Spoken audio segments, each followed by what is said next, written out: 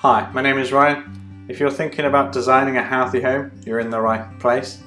Today I'm going to talk to you about above ground drainage and just the key design aspects you need to consider when doing it. So firstly, what sort of documentation do you need to consider? Well, the main one for building regulations is Part H, which will talk you through a few sort of examples and what you need to do. But it's relatively limited in terms of sort of practical examples. These are two guides I have used in the past and which are quite useful to have. They do refer to the British standard that you need to make sure your drainage system is compliant. But most manufacturers do have their own sort of design guide anyways. But if in doubt, give the manufacturer's technical team a ring because they will explain to you what they would recommend.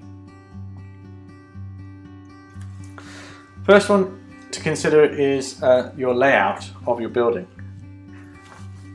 When you design a building, you want to try to keep all your wet surfaces above each other. Try not putting them in different locations or in the center of a building with an open plan just below it. I know that might seem a bit obvious, but more often than not I have seen like on the master ensuite above the main living room, which then will mean there's a huge offset in the middle of the living room, and it just causes A, problems with coordination, B, with noise, and it just doesn't really work that well. So if you put your stack, it allows you to have a vertical stack through the building, which is where the waste runs down. It makes it cheaper and it makes it so much easier to design and install. If you try and keep all your wet surfaces in either one or two locations vertically. So I mean, how does it work with stack? A stack is the vertical section of your drainage system, and then your branches are your horizontal.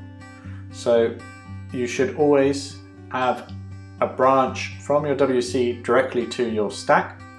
I would never recommend anything else to connect into that unless you have another WC and putting it on a bank. I'll go through that in a minute to avoid cross flow. But generally in domestic installations you have one WC in each part, so have one WC branch into your stack.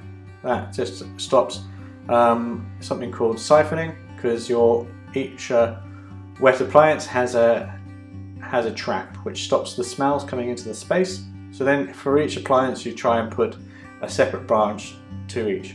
You can combine the wash hand basin and the bath. You probably will, if you do combine it, need to have an anti-siphon device on your wash hand basin, but it is always best to have a separate branch to each outlet to the stack, because it just reduces the chances of any blockages or again the siphoning. Something to watch out for is cross flow. You can't put two WCs opposite each other. You need to make sure they come in at a different angle. This is not a huge problem in domestic installations, but it's just something you need to watch out for. The main thing is it will need a little bit more space around the stack to allow for this. Again, it might not be applicable, but I thought I'd just raise it. There's something called a stub stack. Building regulations outlines the maximum depths you can have stub stacks. This is on your ground floor only. You can't have stub stacks on the top floors. Goes direct to drain without any air admittance valves or vented stack. An air admittance valve is like it's a one-way valve, which when you flush the toilet, it allows air to come through the valve, stopping the trap from the wash hand basin to be pulled, and vice versa. When the wash hand basin empties, it doesn't pull itself or the WC. Regulations allow you only to have a certain amount of air admittance valves. One thing to make note is to check that which stack is your head of drain. If you're the head of drain, you have to make sure it is ventilated. Your civil engineer will be able to confirm that. Offsets. Building regulations actually suggest you should not actually have an offset in your system. Unfortunately, due to layouts of buildings or that have not been considered fully. More often than not, there will be at least one offset. You need to consider the regulations that you need to have a 750mm gap between the offset and your nearest branch, which could actually equate to quite a large ceiling void below. So going back to my first point, it's making sure the layout meets it. If you have a very tall building, more than 3 floors, you need to then make a ventilated pipe system as indicated on the right. Most domestic installations this won't be applicable, but it would be my recommendation to remove all offsets if possible, in line with building regulations. Washerless traps are getting more and more common. I would normally recommend to use a washerless trap on all safety devices.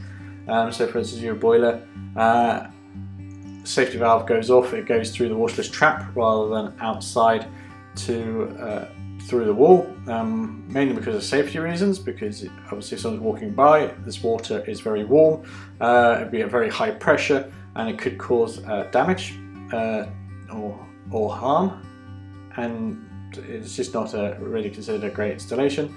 But if you are going to do this, you need to make sure it is installed in accordance with regulations. Also, use washerless traps on wash and basins that are likely to have the trap pulled. I hope you found this video useful. If you have, please click subscribe. If you have any questions or would like to know more about the Healthy Home movement, please visit our website. Our contact details are on there. Feel free to give us a ring or an email. Remember, if you're going to build a home, please build a healthy home. Thank you.